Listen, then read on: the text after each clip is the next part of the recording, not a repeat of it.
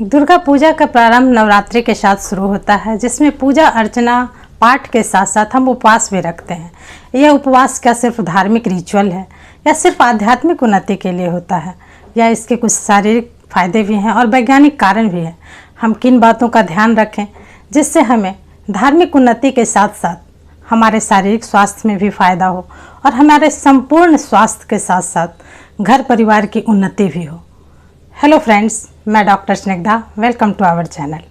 माँ दुर्गा की आराधना नवरात्रि से शुरू होता है और 9 दिनों तक हम उपवास और दुर्गा पाठ करते हैं। दुर्गा पाठ जहाँ हमें मानसिक शांति देती है, आध्यात्मिक उन्नति देती है, वहीं उपवास हमें संपूर्ण स्वास्थ्य देता है। इसके वैज्ञानिक कारण भी हैं। हम गौर करें तो नवरात्रि साल में 2 बार आता है, एक चैत्र मास में और दूसरा आश्विन मास में। चैत्र मास और आश्विन मास 2 ऐसे मास हैं जो मौसम परिवर्तन के समय होते हैं। अगर हम गौर करें तो मौसम परिवर्तन में जब तापमान का उतार चढ़ाव होता है तो बैक्टीरिया, वायरल, इस टाइप के जो बाहरी तत्व होते हैं वो सक्रिय होते हैं, उनकी एनर्जी बढ़ जाती है और वो हमारे इम्यून सिस्टम पर हमला करते हैं और हम बीमार पड़ जाते हैं। इसमें होता यह है कि अगर हम उपवास रखते हैं, एक लंबे समय तक उपवास रखते हैं, तो हमारे शरीर में जो खाने को पचाने में एनर्जी लगती है वो स्टोर हो जाती है और वह एनर्जी हमारे इम्यून सिस्टम को बेटर बनाती है, शरीर के हीलिंग में मदद करती है और शरीर पूरी तरह से रिजुविनेट होकर नए मौसम के लिए तैयार हो जाता है और हम बीमारियों से बचने के साथ साथ नए मौसम के लिए भी अपने शरीर को तैयार कर लेते हैं। क्योंकि आश्विन महीने में गर्मी खत्म होने पे आता है और जाड़े की शुरुआत होती है और चैत्र मास में जाड़ा खत्म होने पर होता है और गर्मी की शुरुआत होती है। अब हम ध्यान रखें कि किन बातों का ख्याल रखें कि उपवास के दौरान हमें परेशानी ना हो और उपवास हमारे लिए शरीर रिजुविनेशन का काम करे। जब हम उपवास रखते हैं तो हमें 2 प्रॉब्लम होती है। पहला है एनर्जी लेवल लो हो जाता है और कॉन्स्टिपेशन होती है। इन दोनों बातों का हमें परेशानी ना हो, इसके लिए हमें कुछ बातों का ख्याल रखना चाहिए। हमें उपवास के दौरान fruits, dry fruits, dairy product में दही, कुछ मिलेट्स जैसे कि राजगीरा है, कुट्टू है, सामक का चावल है, ये सब शामिल करना चाहिए। इसके अतिरिक्त हमें अपने खाने में कोकोनट वाटर का ज़रूर इस्तेमाल करना चाहिए, क्योंकि कोकोनट वाटर डिहाइड्रेशन को रोकता है और जो शरीर से मिनरल का लॉस होता है वो पूरा करता है। और दही हमारे पाचन में मदद करने के साथ प्रोटीन का एक अच्छा सोर्स है और उपवास के दौरान जो पाचन की समस्या होती है वो दूर रहती है। और फलों में हमें जो मौसमी फल हैं जो इस समय आते हैं उसका सेवन करना चाहिए, लेकिन 2-3 फलों का ज़रूर सेवन करना चाहिए। उसमें केला है। केला जो होता है वो हमारे शरीर में इलेक्ट्रोलाइट प्रदान करता है जो कमजोरी नहीं होने देता। हमें सेब लेना चाहिए जिसमें फाइबर भी काफ़ी है और ये हमारे आयरन के लेवल को बनाए रहता है, जिसकी वजह से हमारे शरीर में एनर्जी बनी रहती है।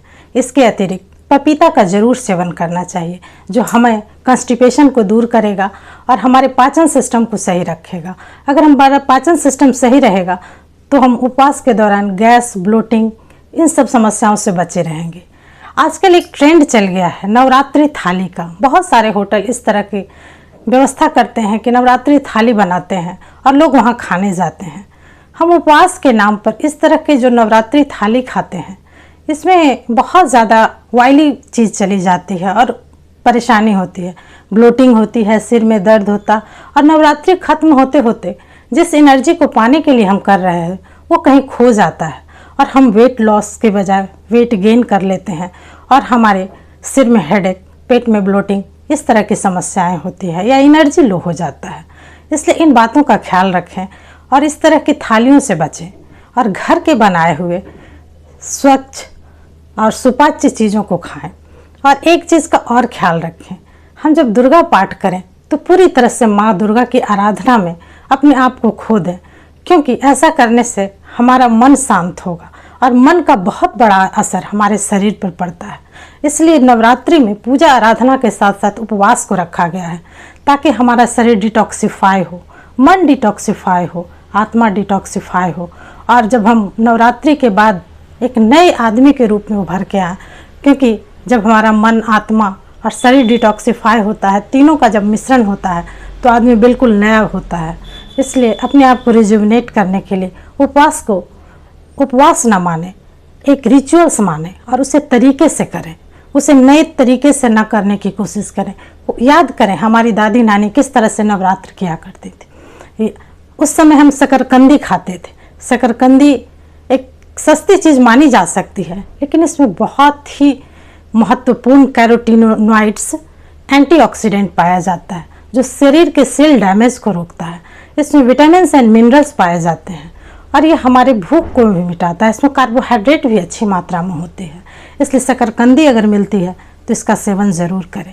और मिलेट्स का ज़रूर करें, जिसमें हमने पहले ही बताया है, राजगीरा है, कुट्टू है, सामक के चावल हैं और आलू की सब्जी भी खाई जा सकती है जिसमें सेंधा नमक डाला जा सकता है।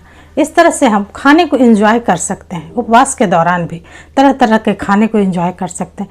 कुछ पकवान भी बना सकते हैं, जैसे सिंघाड़ा है। सिंघाड़े का हलवा तो हम सभी खाते हैं। सिंघाड़ा एक ऐसा नट्स है, इसे चेस्ट नट्स कहा जाता है। ये एक ऐसा नट्स है जिसमें विटामिन एंड मिनरल्स के साथ साथ जो एंटीऑक्सीडेंट पाया जाता है, जो पकाने के बाद भी नष्ट नहीं होता है। ये हमारे शरीर में होने वाले बीमारियों को, इन्फ्लेमेशन को दूर करता है। मखाने को भून कर रख लें। मखाना हमारे शरीर में फाइबर और प्रोटीन देने के साथ साथ एक ऐसा एंटीऑक्सीडेंट देता है जो शरीर के इन्फ्लेमेशन को दूर करता है। इन बातों को ध्यान रखें। अपने खाने में नट्स, ड्राई फ्रूट, दही, कुछ मिलेट्स, इन सब चीज़ों को शामिल करें और नवरात्रि का संपूर्ण आनंद उठाएं। और नवरात्रि के बाद जब दुर्गा पूजा है तो आप स्वस्थ शरीर, स्वस्थ मन, स्वस्थ आत्मा के साथ माँ दुर्गा की आराधना करें। तो नवरात्रि हमारे शरीर के साथ साथ एक रिचुअल्स भी बनेगा। इस तरह नवरात्रि को मनाएं और माँ दुर्गा की आराधना में अपने आप को लीन करें। धन्यवाद।